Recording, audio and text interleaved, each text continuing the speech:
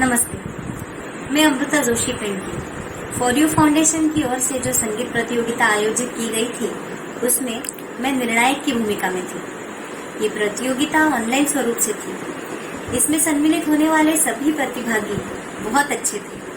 उन्होंने पूरी मेहनत से अपना परफॉर्मेंस दिया। उनके परफॉर्मेंस को जज करते करते हमें भी थोड़ी परेशानी हुई कि हम किसको मार्क्स दें और किसको निकालें, क्योंकि सभी अपने अपने स्तर पे बहुत अच्छे थे। कंपटीशन में या फिर प्रतियोगिता में अगर आप भाग ले रहे हैं, पार्टिसिपेट कर रहे हैं, तो आपको कुछ चीज़ों का ध्यान रखना चाहिए। सबसे पहले तो एक चीज़ का ध्यान रखना चाहिए, वो है आपका गाना, क्योंकि आपको कुछ समय मिलता है, उसमें आपका पूरा 100% आपको देना पड़ता है। इसलिए आप जो गाना चुन रहे हैं वो गाना आपके कंफर्ट जोन में होना चाहिए। कंफर्ट जोन मतलब क्या होता है? जो गाना आपको सबसे अच्छे से आता है, उस गाने की सारी बारीकियां आपको अच्छे से पता होती है। तो ये सबसे पहला आपका चरण रहेगा कि आपको सबसे पहले आपकी कंफर्ट जोन का गाना चुनना है। उसके बाद आता है आपके गाने की स्केल।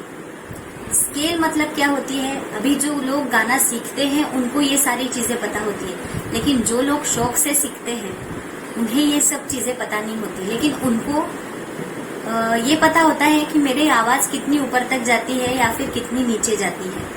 तो जिस जगह पर आपकी आवाज को थोड़ी तकलीफ होती है, वो स्केल आपकी ऊंची स्केल होती है। इसलिए वो ऊंचे स्केल में गाना न गाते हुए आप ऐसा करिए, आप एक स्केल नीचे गाना गा सकते हैं। इससे क्या होगा? आपका गाना भी अच्छा ऊपर अच्छा उठेगा और नीचे भी अच्छा सुनाई देगा, और आपको कॉन्फिडेंटली अच्छा गाना भी होगा। क्योंकि कभी कभी हम अगर ऊपर की स्केल में गाना गाते हैं तो हमें क्या होता है, वो आवाज थोड़ा सा दब जाती है, वो क्लियरली सुनाई नहीं देती है।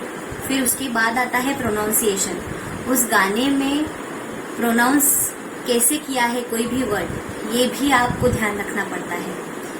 और ऐसी बहुत सारी चीजें हैं जो आपको गाने में लानी चाहिए। अगर आप संगीत किसी के पास नहीं सीख रहे हैं तो आप सीखना शुरू कर दीजिए, क्योंकि गुरु जो शिक्षा देता है वो और कोई नहीं देता है। जैसा मतलब कोई भी माटी का घड़ा जैसे कुम्हार बनाता है, वैसे ही गुरु हमारी आवाज को तराशते हैं।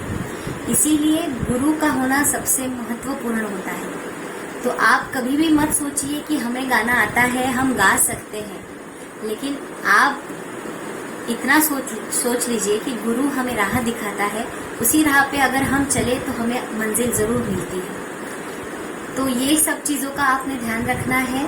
और इस प्रतियोगिता में जिन लोगों का परीक्षण हमने किया है उन सभी को बधाई, और जिन लोगों का परीक्षण नहीं किया है, जो नहीं सिलेक्ट हो पाए, उन्होंने नाराज न होते हुए अच्छे से और तैयारी करके आगे की प्रतियोगिता में आपको पार्टिसिपेट करना है और आगे बढ़ना है। ऐसी ही टिप्स को ध्यान रखते हुए आप सभी फॉलो करिए और आगे बढ़िए।